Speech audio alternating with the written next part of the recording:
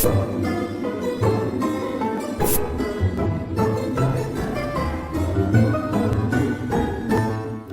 everyone, it's Moody Boo, and I am back with I don't know what it is. It's a list, I guess. And these are perfumes, my history of perfumes. These are the signature scents that I used to wear. Now, I don't do that anymore. I started collecting, I think it was like the mid-aughts, 2005, 2006, somewhere in there. I started really collecting. I know I talk a lot about my family, but my dad was a farm boy. He was a hard-working guy when my mom met him. And he was all sweaty. He was, what do they call it? Hucking bales of hay. And she was kind of put off by him at first because she was rather prim and proper. They were an odd couple at first. So anyway, even though he was always really sweaty and, you know, when he worked and stuff, my mom said he always smelled clean because he would shower at least once or twice a day. And he did that up until the day he died. So, and he's been gone a few years now. But anyway, and he and my mom were really the ones that started me adoring fragrance.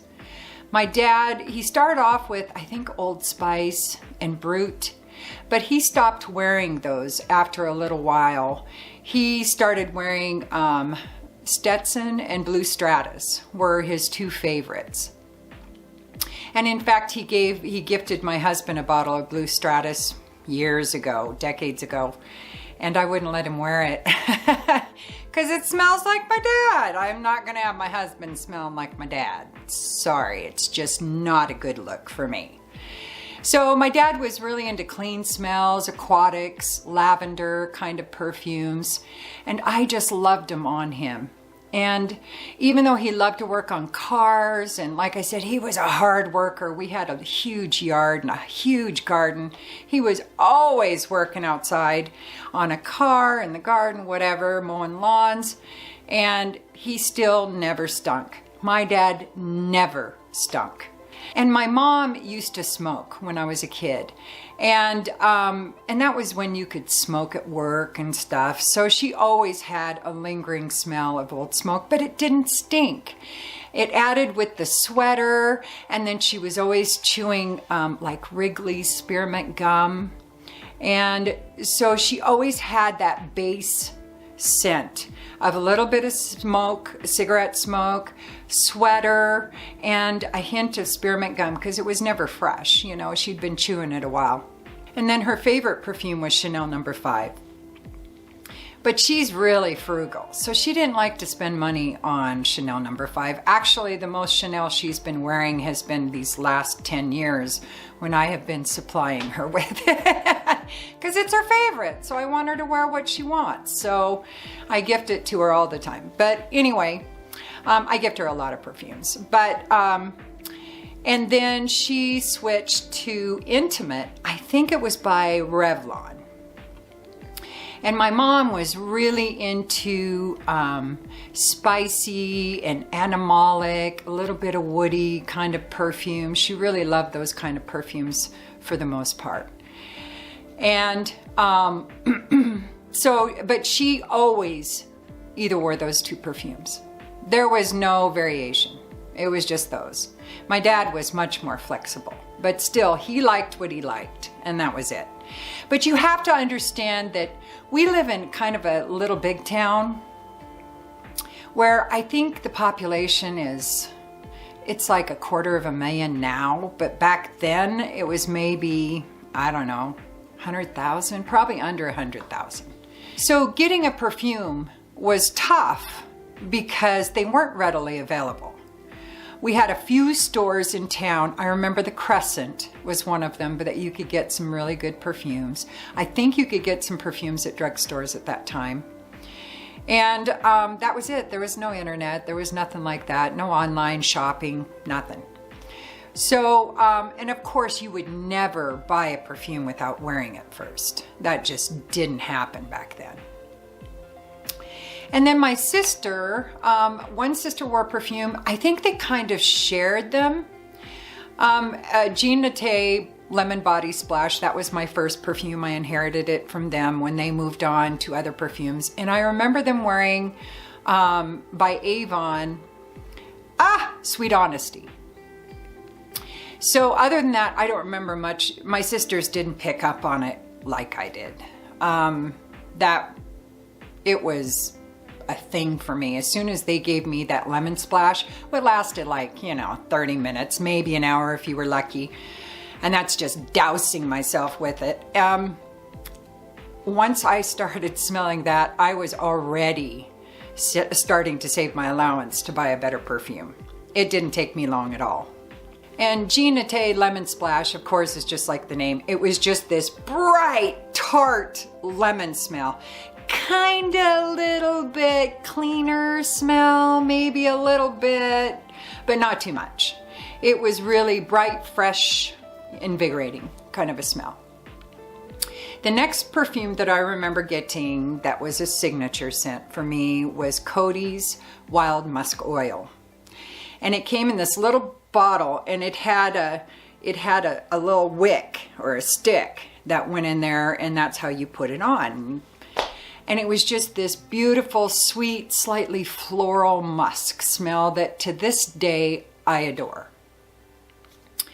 And so that was one that you could get, of course, very easily. So from there I graduated to Love's Baby Soft and by Dana. And that's just a musky baby powder kind of a smell.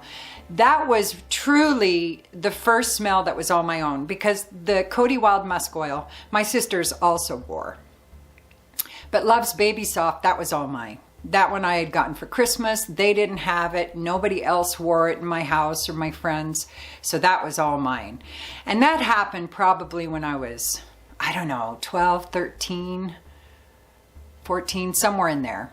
In my tweens, right in that area is when I was wearing Love's Baby Soft. I adored it. I wore the hell out of it for, a couple of years, at least.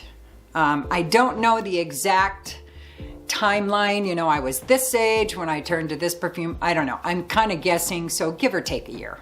But I was a tween when I wore Love's Baby Soft. Then I graduated to some big girl perfumes.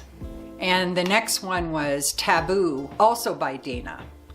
That one blew my mind. That one I bought myself. I had saved up enough money and I went ahead and bought that one. And I believe I bought the cologne, but it was so strong that for me, considering I'd been wearing a lemon splash, oils, and Love's Baby Soft, it was super strong for me. And so the cologne worked out perfectly. And Taboo was my first journey into more sophisticated perfumes, because Taboo was this sweet, spicy amber is what I remember. And I adored it. I wore that one for every bit of a couple of years as well, at least. And then I fell in love with a perfume that really surprised me, and I'm gonna butcher the name. I never know how to say it. Anais, I don't know, by Cacharel. That was a white floral perfume. It was for me more lily than some of the other florals that were in there. And I adored it. Now it's one of the few on this list that I have smelled recently that I don't like anymore. But I adored it back when I was an early teenager. Now, mind you, I don't ever remember getting a compliment on a perfume until I was much older. So I have never worn perfumes to get a compliment, even choosing a signature scent. It's got to be something I adore that when I put it on, makes me feel good about myself, makes me feel like my wardrobe is complete. So that was Anais. Oh, Christ. Dog hair. The fan came on and the heater came on. Dog hair creeped across my toe. I thought it was a spitter and I almost lost my shit. Luckily, I maintained, we're good. So Anais, I wore like 13, 14, right in there, getting into my 15s. And then I went to Halston. And that's the EDP, I believe it was. And of course I'm showing pictures of all this stuff as I go. And Halston actually, I wasn't really thinking about wearing a signature scent. I just liked what I like and I wore it. And of course, a lot of other people are going to wear it because there was only so many perfumes out there at that time. Back in the, let's see, this would be late 70s. There was only so many perfumes and no access to anything else. So I didn't have access to the Shalimars or anything like that. It was whatever was at the Crescent and whatever was at the drugstore. That was pretty much it. So my sister's bestie, she wore Halston and I fell in love with it. And Big Lise is just the coolest person I've ever known. I mean, she just exudes cool. Nothing about this woman is anything but trend-setting and intelligent and witty. I mean, and she can sing. Just an amazing woman. So I think the persona behind her wearing Halston, you know, helped me enjoy Halston even more because I just idolized her. So I started wearing Halston, which for me is just a green, earthy, amber kind of a smell. And I wore Halston for a couple of years, maybe even 3 or 4. Because I also discovered Lorraine by Ralph Lauren at that time. And another one of my sister's friends that I didn't like much, but she wore the perfume and I adored the perfume so much, I bought a bottle. So I was kind of going in between Halston and Lorraine every once in a while. I'd wear Halston for several months and then I'd switch to Lorraine. But they were alternate signature scents at that time. And then in my early 20s, I discovered Cher's Uninhibited. And I went wacko over it. Uninhibited is like a floral, vanillic, tobacco-y kind of a perfume. Very androgynous in my opinion. But it's still bright at the same time. And a friend actually that didn't live in my town had come from, I think it was Cali, and had brought 2 bottles up, one for her and one for me, because she knew I love perfume. And she knew I would love this, even though it was totally different than anything else I'd worn. And I did. I went crazy for it. But of course, I had to get her, when she'd go back and re-up, I'd just pay her and she would go get me some more, because it wasn't available up here until for quite a few years. So it was really hard for me to keep that as my signature scent. I think I had some spare other perfumes, kind of little almost empty bottles that I would wear in between getting another bottle of Uninhibited. But I did wear that for a couple of years. And then it was just too hard and too much of a hassle to get for me. And because of that too, I almost thought maybe I should just start collecting perfumes instead of doing a signature scent. Because it was just hard to, you know, what if they discontinued it? Then you got to pick a whole new scent. And what do? Go without perfume while you're choosing? No, that's not going to work. So I started kind of, in my mind, started thinking maybe I would start collecting a little bit. And my first job as a nurse, like 26, 27, something like that, years ago, is when I discovered Vanilla Fields by Coty. Oh, I love that stuff. I wore it so much because the performance wasn't terrific on it. So I carried, and it was so inexpensive that I carry a bottle in my purse, and I had a bottle at home. I might have even had a bottle in the car. No, that was my home one, because that's right, my husband says it will explode in the car in the heat if you leave it there. It might start a fire. Freaked me out, so I don't do that. So anyway, I did have a couple of bottles at all times though, because I'd respray it. So I went through Vanilla Fields quite fast.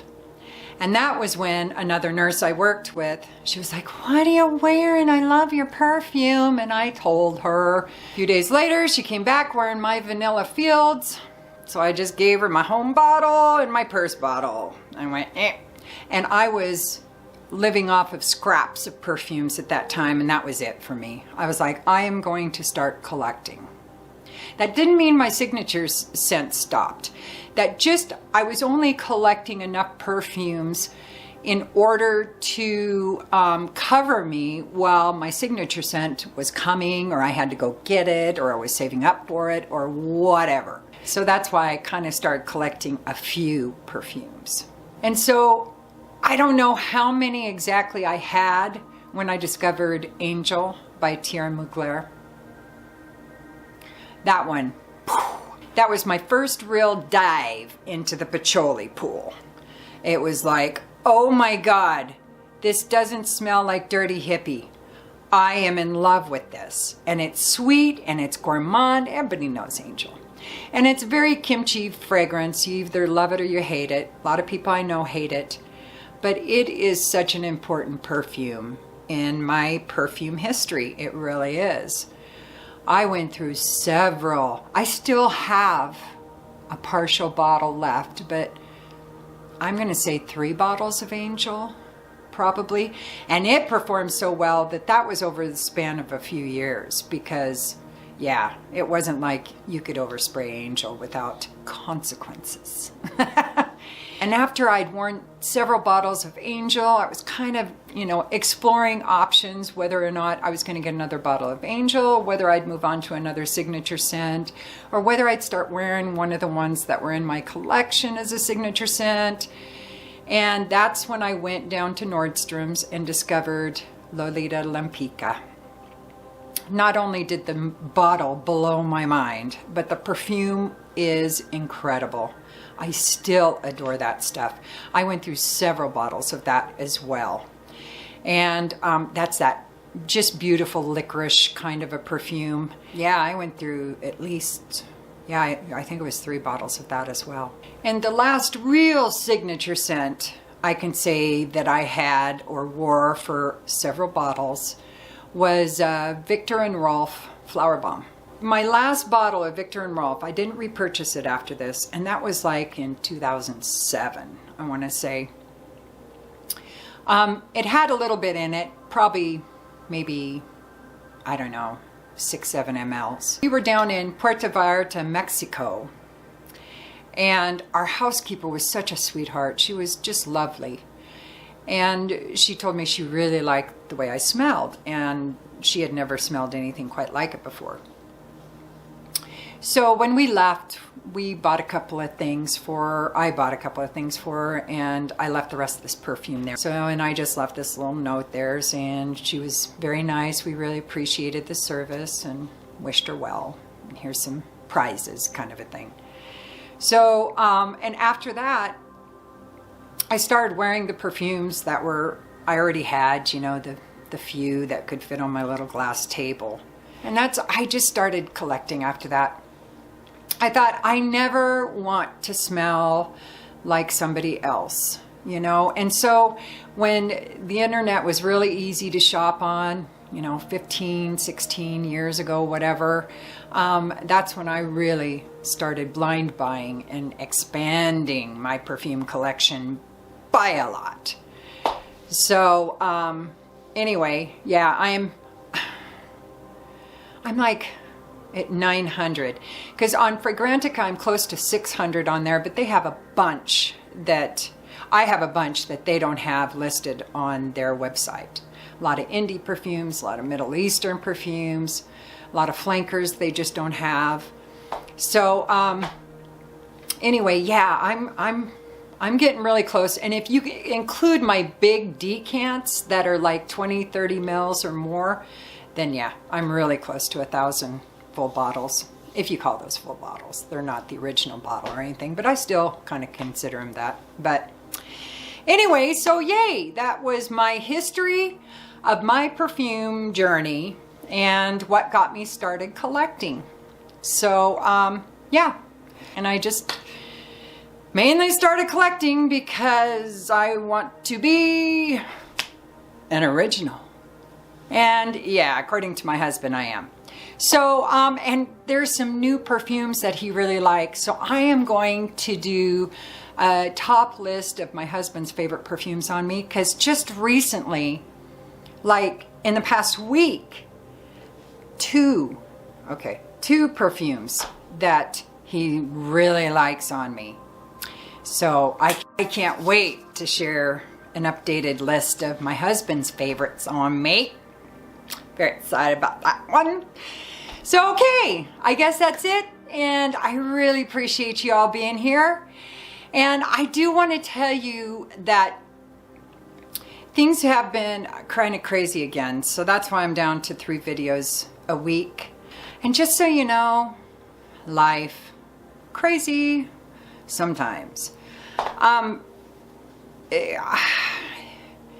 only doing 3 videos a week. I was gonna do more, but I'm kind of working on some other projects potentially that will happen in the next year.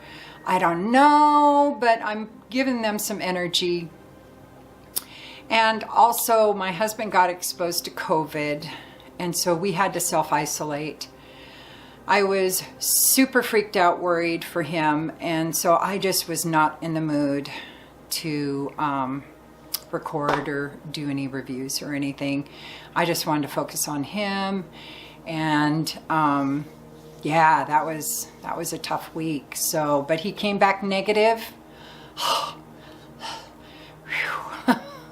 Man. And yay. So anyway, I think 3 a week is plenty. You know, I'm doing a little more on Instagram, I guess, and I don't know. I don't know. I just get frustrated sometimes because I feel like I put a lot of work in and my views just go down. So it's like, 3 videos a week is plenty. Because, you know, the few people that actually watch, that's plenty. You guys, I don't think will give a toot if there's only 3. So I know, I'm belly aching again. So anyway, so yeah, 3 videos a week is going to be it. I don't know. It may go down to 2 at some point. I just don't know. So I hope you all hang in there with me while I go through another stage of frustration. I am moody, boo, by the by. And so yeah, I'll be back with something soon. All right, everybody, don't forget to like and subscribe and ding the bell and comment if you want. If you don't, it's all good. I still love you. Use your nose. Peace.